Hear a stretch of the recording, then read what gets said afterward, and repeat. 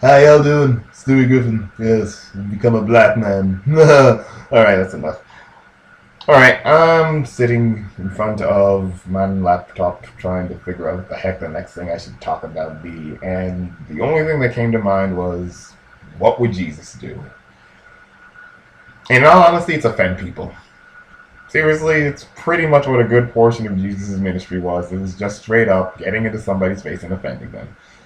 I mean, if anything, if you want to see the straight up just offensive activity, look at the first time you just see him go to his dad's house. Not even the first time. I mean, this is technically the second time. First time he went to his dad's house, he offended his parents, and he's 12, and he's like, he never left. Like, they went off on this caravan, and like, crap, where's Jesus? And they ran back for him. This is a Malcolm in the Middle moment. And he's like, I just didn't want to leave my dad's house. And Mary's looking at Joseph like, honey, I can explain. He's like, no, honey, the angel told me already.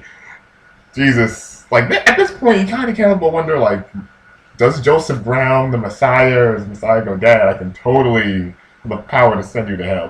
Don't do this to yourself. I'm joking, of course, but like Jesus is just the epitome of offense. Let's put it out there. This is like the time he actually goes back to the temple, his father's house. The money changers, you got people like selling doves, all for the sake of a profit. And this man, who is more than a prophet, got a little overboard, gets some cord and starts whipping people. He starts getting a little, oh my god, what is it like? I don't know, like Amistad or Kunta Kinte. Like he starts smacking people with the whip. He starts smacking people with the cord. Like the Pharisees are like, dude, what the heck are you doing, flipping over these tables and whatnot? They start getting into a heated exchange. He's like, well, what power are you doing all this? It's like, dude, I will tear down this temple and rebuild it in 3 days. This is a stand-up comic talking now, because he's talking in ways people can't even comprehend. But he's like, this temple took 40 years to build, and the apostle's like, wait, he was talking about his body. But seriously, he's saying outlandish, insane, unorthodox business. Like, read it through Matthew 10 right now. And he's like, you think I came here to bring peace, to make everybody to start loving each other? Like, I came to bring division. I came to bring a sword. When I have fathers fighting their sons, mothers fighting their daughters. Well, you need to love me more than your family, more than your friend. Like, he's telling you to love him who is currently unseen in the spirit more than like the people standing next to you and all that business. That's what he's saying right now. That's what he's telling you. Love him more than offensive, man. Do you think that's offensive? There was a lady in the Bible that is coming to him, pleading and crying, like, Jesus, help my daughter, she's possessed. Jesus is a Canaanite woman, and Jesus is Jewish, she's Canaanite, so they technically have a different racial background, and not to mention the history between these two people is not exactly all that pleasant.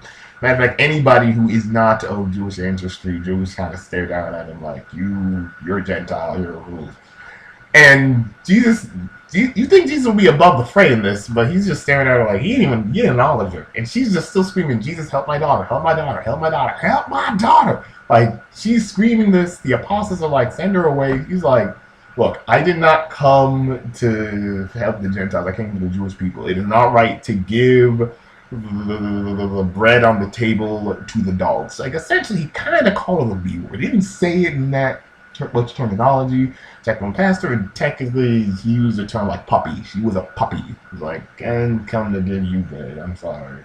And she's like, Lord, yes, it is. It's right because even the dogs eat the crumbs that fall from the master's table. And he's like, you got good faith. Here you go. Seriously, dude is offensive. But I really like her response because even though she was offended, she still knew she needed the help. And that's one of the main things that I'm still like, even if we were offended, we still need to recognize we need the help. Like there's another example, like concerning the Pharisees. Like essentially, Jesus spent most of his ministry just offending Pharisees, and like there's a particular instance where he's healing people on the Sabbath, and like, stop healing people on the Sabbath. It's like, guys, stop talking with your face buttons. No, and no. If you got a donkey falls under this, you're gonna help him out. So what the heck am I doing? So what the heck are you doing, telling me not to heal your brothers and sisters on the Sabbath? What the? Every day you heal. Oh my! And he's getting a little noisy. He starts calling them all sorts of whitewashed tombs. Like on the outside, y'all clean and pristine, but on the inside, you dirty, nasty, vulgar, twisted, dirty mug. he starts talking this smack like, woe to you jerks that are rolling the people down with unpleasant laws and making them double the sinner that you are, you sick little. He's pouring out the smack talk. And like, this is Jesus. This is Christ. This is our Messiah. All of us were like, oh my gosh, he's so humble and peaceful and loving, and a bruised reed, like he won't break, and a flickering wick he won't snuff out. But seriously, he will talk some smack. He will. And you know what? There's something about the truth that is just downright offensive. Just downright, because the truth kind of punches a hole in the barrier of lie we surround ourselves with. To be honest, I mean, come on, seriously, so many things I'm lying to myself about right now, and I'm just like, I know Jesus is like, I want to bust down the barrier that lies and get to the truth, because he says it himself, I am the truth, the way, the light. He wants you to be honest, like seriously, just blatant, broken honesty, and the broken honesty of it is we are broken, messed up people that need him, which is why we got to take an example from that Canaanite lady and start just going to him in that, but I mean, if anything, to do that, one needs the Spirit to comprehend and ascertain such things. But if anything, it's kind of why I like stand-up comedy. It's an opportunity to get at honesty. And even if it offends people, you need to sit down and assess something like, why does this offend you? And more than that, why does this person ascertain this as the truth? Because it's coming out of the mouth. It's coming from their heart. If it's coming from their heart, some level of them is extending this as a fact, or some nugget of it has a certain sense of truth to it. So why is that? If anything, I don't know, it's a deeper introspection. I always love introspection, or just extrapolation. I also like using big words. It's probably why my friend thinks I'm kind of white, and I just stare at her and go, that is incredibly racist. But once again, seriously, that's a truth for her. So, yeah, I'm offended, but I'm assessing it and trying to go, why is she getting there?